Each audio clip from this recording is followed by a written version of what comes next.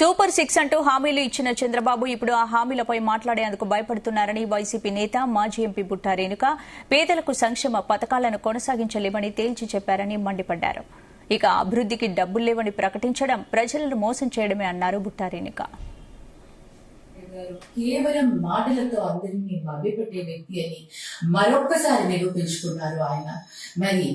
మరి ఈ రోజు మరొక్కసారి అబద్ధపు హామీలతో సూపర్ 6 అని ఏదైతే హామీలు సూపర్ 6 అని హామీలు ఇచ్చి అబద్ధపు హామీలతో వారికి బాగా తెలుసు, ఎక్స్పీరియన్స్ పీపుల్ కదా, వారికి రాష్ట్ర ఆర్థిక వ్యవస్థలో ఏ విధంగా ఉంటుంది, ఎన్ని మనం అమలు చేయగలుగుతామో ఏవి మనం అమలు చేయలేము అని తెలిసి కూడా ప్రజలను మభ్యపెడుతూ ప్రజలను మోసం చేస్తూ అబద్ధపు హామీలను ఇచ్చి సూపర్ 6 అని ఇవాళ ఏదైతే సూపర్ 6 ని ఇంప్లిమెంట్ చేయాల్సిన పరిస్థితి రాగానే ఇప్పుడు ఆర్థిక పరిస్థితి గురించి ప్రజలకు చెప్తున్నారు.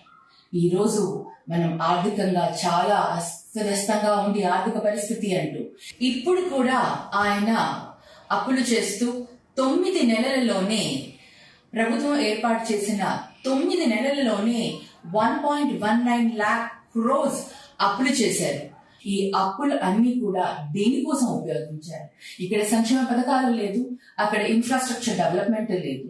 మరి ఏ విధంగా దేనికోసం ఉపయోగిస్తున్నారో ఒక్కసారి వాళ్ళే ఆలోచించాలి. వాళ్ళు ఒకసారి అందరికీ చెప్పాల్సిన బాధ్యత కూడా ఉంది. ఈ రోజు నీతి ఆయోగ్ లో మన ఫిజికల్ హెల్త్ ఇండెక్స్ ఏదైతే 13th ర్యాంక్ వచ్చిందని అంటున్నారో, జగన్మోహన్ రెడ్డి హయాంలో 13th ర్యాంక్ వచ్చిందని, మరి చంద్రబాబు నాయుడు గారి హయాంలో కూడా 13th ర్యాంక్ లోనే ఉండింది. చంద్రబాబు నాయుడు గారి హయాంలో కోవిడ్ లేదు, ఎటువంటి